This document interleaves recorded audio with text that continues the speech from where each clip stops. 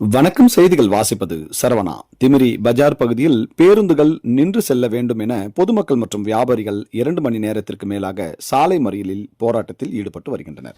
ராணிப்பேட்டை மாவட்டம் திமிரி பஜார் பகுதியில் பேருந்துகள் நின்று செல்ல வேண்டும் என அப்பகுதி மக்கள் மற்றும் வணிக வியாபாரிகள் ஆற்காடு ஆரணி செல்லும் சாலையை மறித்து சுமார் 2 மணி நேரத்திற்கு மேலாக மறியல் போராட்டத்தில் ஈடுபட்டு வருவதன் காரணமாக கடும் போக்குவரத்து பாதிப்பு ஏற்பட்டுள்ளது.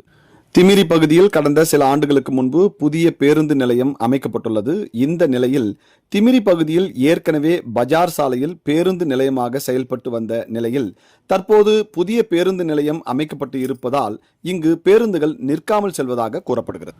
புதிய பேருந்து நிலையம் சற்று தூரமாக இருப்பதால் அப்பகுதிக்கு வயதானவர்களும் மாணவ மாணவிகளும் சென்று வர முடியவில்லை என அப்பகுதி மக்கள் மற்றும் வணிக வியாபாரிகள் தெரிவித்து ஏற்கனவே திமிரி பஜார் பகுதியில் பேருந்து நிலையமாக பயன்படுத்தப்பட்ட இடத்தில் பேருந்துகள் நின்று செல்லும் வகையில் நடவடிக்கை எடுக்க வேண்டும் என கோரிக்கைகளை விடுத்து வரும் நிலையில் மாவட்ட நிர்வாகத்தினர் எவ்வித நடவடிக்கையும் எடுக்கவில்லை என குற்றம் சாட்டி ஆற்காடு ஆரணி செல்லும் சாலையை மறித்து அப்பகுதி மக்கள் மற்றும் வணிக வியாபாரிகள் மறியல் போராட்டத்தில் கடந்த 2 மணி நேரத்திற்கு மேலாக ஈடுபட்டு வருகின்றனர்.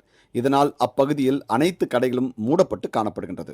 மேலும் போராட்டத்தில் ஈடுபட்டு வரும் பொதுமக்களிடம் பேச்சுவார்த்தையில் காவல்துறையினர் மற்றும் வருவாய்த்துறையினர் ஈடுபட்ட போது வாக்குவாதம் ஏற்பட்டு ஒருவருக்கொருவர் தள்ளி கொண்ட சம்பவம் பரபரப்பை ஏற்படுத்தப்பட்டுள்ளது.